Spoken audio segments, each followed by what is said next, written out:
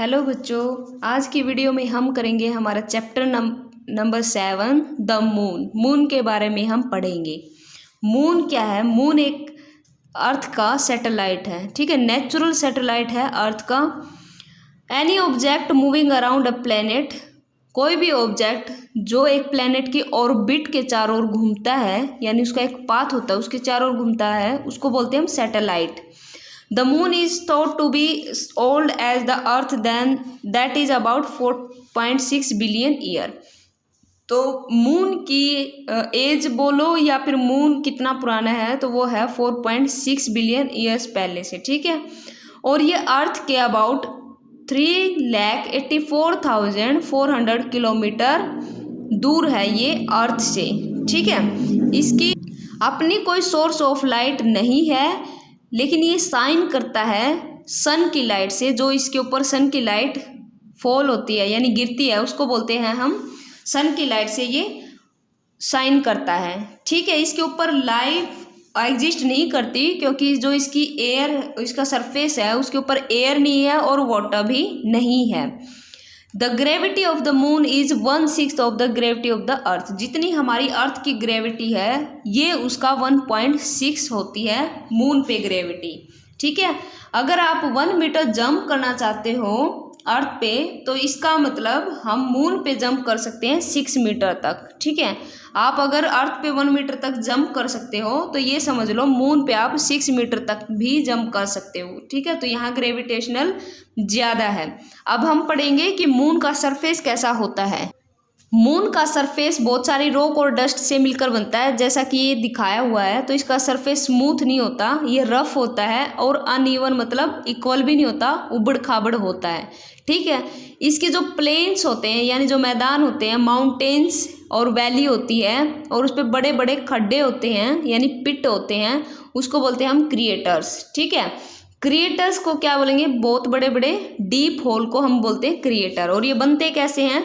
जब उस पर कोई मेटेरॉइड्स आके टकराता है। मेटेरॉइड्स होता है कोई भी जो अर्थ में होता है, उल्का पिंड, मतलब पिंड बोलते हैं, कोई भी चट्टान जब आके उससे टकराती है, तो उसका सरफेस पे बड़े बड़े पिट बन जाते हैं, ठीक है। मेटेरॉइड्स, अब मेटेरॉइड्स पूछे, मेटेरॉइड्स क्या होता है? ये रॉक्स होती हैं जो कि बहुत भारी होती हैं, और जो मून है उसके सरफेस के बाहर से आती हैं, और वो आके उस पर टकरा जाती हैं, ठीक है। Most of the moon surface is covered by regolith. Regolith से कवर्ड होता है। रियोगलिथ क्या होता है?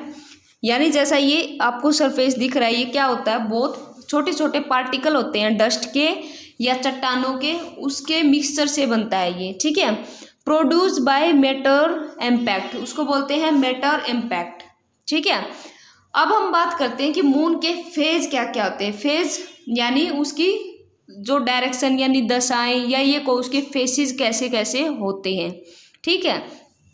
देखो ये फुल मून दिखाया है, फिर ये ऐसे घटना शुरू हो जाता है, घटते घटते ये बिल्कुल ख़त्म हो जाता है, और फिर से बढ़ना शुरू होता है, और ये यहाँ पे फुल मून हो जाता है, ठीक है। यहाँ से ये न्यू मून स्टार्ट हो जाता है, बिल्कुल ख़त्म होके फिर धीरे धीरे धीरे फुल मून पे आ जाता है, फुल से घट के वापस फिर ख़त्म हो जाता है, यानी न्यू मून बन जाता है। कैसे बनता है ये अब हम आगे पढ़ेंगे।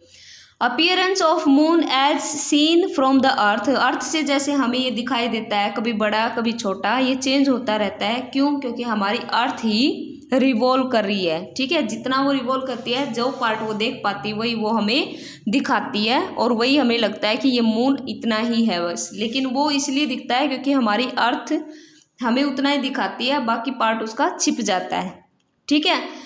जो पार्ट हमें दिखता है यानी जो शाइनी पार्ट होता है, ब्राइटर पार्ट, उसको बोलते हैं फेज ऑफ द मून। क्या बोलेंगे उसको? Phase of the moon. आगे देखो, लूनार मंथ किसको बोलते हैं? लूनार मंथ बोलते हैं कि जब मून 29.5 डेज कंप्लीट कर लेता है अपनी, और वो कितने में? ऑल 8 फेजेज में, पूरे 8 फेजेज में, तो उसको बोलते हैं हम लूनार मंथ। और 27.3 डे कंप्लीट कर लेता है रिवॉल्यूशन के, उसको बोलते हैं हम साइड्रल मंथ, ठीक है। अब हम बात करते हैं टाइड। टाइड कैसे आता है? जैसे हमारे जो अर्थ है उस पर 70% वाटर है, ठीक है।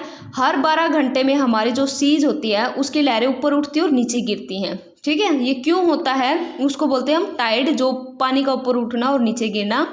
When the water level rise, जब वो पूरा बड़ा हो जाता है, ऊपर तक जाता है उसको हाई टाइड बोलते हैं, यानी 90 डिग्री तक चला जाता है बिल्कुल ऐसे सीधा।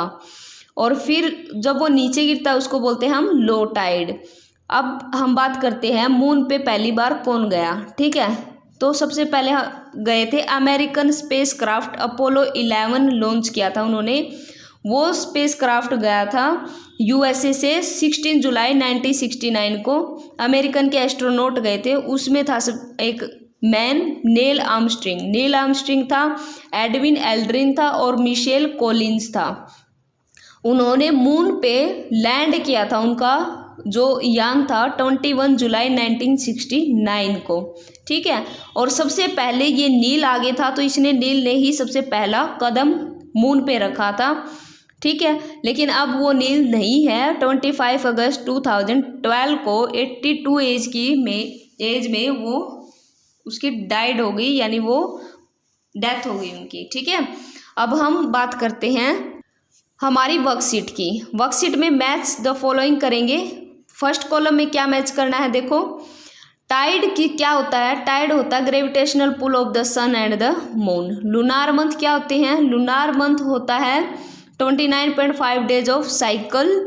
नील आर्मस्ट्रॉन्ग कौन थे, अपोलो 11 के पर्सन। फेज ऑफ मून को क्या बोलेंगे, brighter portion of the moon.